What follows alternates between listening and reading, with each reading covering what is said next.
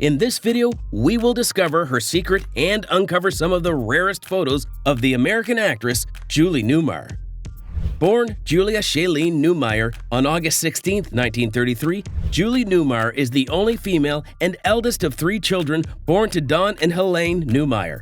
Her father, the head of the physical education department at Los Angeles City College, used to play American football professionally in the 1920s, and her Swedish-French mother was a fashion designer who used Shailene as her professional name during her active years.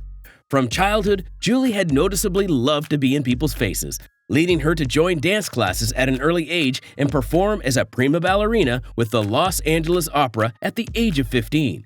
Thanks to her relatively supportive parents, Julie Newmar began to feature in bits and uncredited roles in various movies as a dancer, with her major highlights during this period being when she appeared as the dancer assassin in Slaves of Babylon in 1953 and as the gilded girl clad in gold paint in Serpent of the Nile, also in 1953. Between 1953 and 1954, Julie had danced in a lot of movies and was also working as a choreographer and dancer for Universal Studios. She gained this employment in 1954 when she was 19 years old. Her popularity as a celebrity dancer continued to grow, but of course, it wasn't as grandeur as the actress must have wanted it to be. Thankfully, this phase didn't last too long for Julie, as she soon shot into unrivaled fame, making her metamorphose from being a dancer into full-scale acting. Julie gained her most enduring fame via her role as Catwoman on the 1960s Batman television show.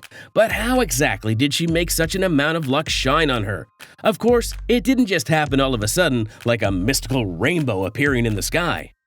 In 1956, Gajon Milli, an Albanian photographer, captured Julie when she was performing a small but memorable role of Stupefying Jones in the Broadway musical version of the comic strip Little Abner. Following Gajob, Life's Ralph Morse in 1958 shot Newmar for a role that would go on to win her a Tony for Best Featured Actress, a comedy show called The Marriage Go Round. Playing the character Katrin Sveg, Julie acted as a suddenly grown-up daughter of a colleague who came from Sweden to stay with an older university couple. Katrin dramatically throws the lives of her host into unpredictable chaos, walking around the house mostly wearing a towel and asking the husband, a professor, to sleep with her until she conceives so the child will be an ultimate blend of brains and beauty. 3 years after, Julie was featured in Damn Yankees as one of the classic seductresses of the stage. During the photo shoot that was supposed to be a summer theater preview for the show, Life photographer Nina Lean had Julie Newmar trying out several baseball poses. Well, many people believe to date that these poses are a significant part of the reason Julie Newmar was cast as the first Catwoman in the legendary Batman series. But is this true? Well, we may never know.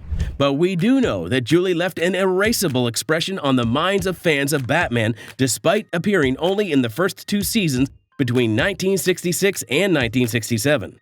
Julie managed to win the hearts of many with her skin-tight catsuit and on-screen sexuality, which constantly seduced and won Batman into a more personal and sensual encounter. Of course, Julie's career didn't end with the Catwoman, although her popularity took an unbelievable dip. She continued to appear in several low-budget and less successful films for the next 2 decades until the 1990s, when luck began to shine on her again. Julie began by guest starring on multiple TV shows, appearing on Fantasy Island, The Love Boat, Chips, and Buck Rogers in the 25th Century. In 1992, she featured in George Michael's Too Funky music video and also in an episode of Melrose Place in 1996. Her return to fame continued steadily into the 2000s, but despite several PRs, she still couldn't reach the level she achieved with Catwoman and The Marriage Go Round in the 1960s. Julie Newmar appeared as herself in 2003 in the movie Return to the Batcave, The Misadventures of Adam and Bert, alongside other former Batman co-stars including Burt Ward, Adam West, Lee Merriweather, and Frank Gorshin. In 2016, Julie served as the voice actor of Catwoman in the animated film Batman: Return of the Caped Crusaders. She repeated the role in the animated sequel Batman vs. Two-Face in 2017, 50 years after the original series was televised. Still, in 2016, Julie also appeared on the Home and Family Show. Julie Newmar's last action was in 2019 when she replaced the late Grayson Hall to play the character of Dr. Julia Hoffman in the audio drama miniseries Dark Shadows: Bloodline. Beyond being an actor, singer, and voice artist, Julie Newmar prospered as an investor and real estate mogul, receiving 2 U.S. patents for brassiere and pantyhose in the 1970s, while she was struggling to get her acting career back to good standing as it was in the 1960s and late 1950s. Described as nearly invisible, the brassiere had the style of Marilyn Monroe, the late American actress and model who was found dead in her home in 1962 from an overdose of sleeping pills. On the other hand, the pantyhose was promoted under the name Newmar and was described as having cheeky derriere relief. Julie's real estate business began in the 1980s when she invested in Los Angeles real estate, and she is still celebrated to date for being partly responsible for improving the neighborhood of Los Angeles on Fairfax Avenue and La Brea Avenue near the Grove. Away from her career and professional life, Julie Newmar definitely enjoyed a roller coaster of emotions in her personal and sexual life. Julie understood how painful losing a relative can be early in life when she lost one of her younger brothers, Peter Bruce Newmar, in a skiing accident. When it comes to her relationship with the other gender, Julie had her fair share too. After breaking her engagement to novelist Louis L'Amour, Julie Newmar became romantically involved with actor Ken Scott and comedian Mort Saul, but both relationships went down the drain too. Thankfully, she finally found love and married lawyer Holt Smith in August 1977 and moved with him to Fort Worth, Texas, where she was throughout their marriage. On February 25, 1981, the couple gave birth to their first and only child, John Jewel Smith. But sadly, he was born with Down syndrome and also suffered from a hearing impairment. In recent interviews, it was also revealed that Julie Newmar herself suffers from Charcot-Marie tooth disease, an inherited neurological condition that affects at least 1 in 2,500 Americans today. Julie and Smith continued to live together in Texas until their divorce in 1984. Since then, none of Julie's sexual relationships has made it to the media, and many believe that the American actress and voiceover artist had given up on love and now focused on catering to herself as she continues to age like fine wine. In the last 2 or more decades, Julie has vocally supported LGBTQ rights, and many believe she is doing so because her only surviving brother, John Newmar, is gay.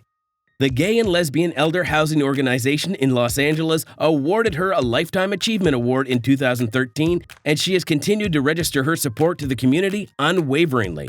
The 1995 comedy film To Wong Fu, Thanks for Everything, inspired by the anti-gay propaganda film called The Gay Agenda, remains fresh in the minds of members of the Los Angeles LGBTQ community. But above all, at 90 years old, Julie Newmar has truly aged like fine wine.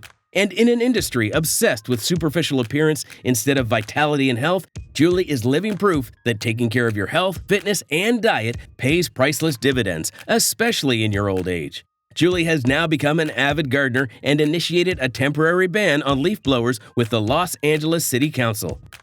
If you enjoyed this video, be sure to check out our other videos of beautiful ladies from the yesteryears.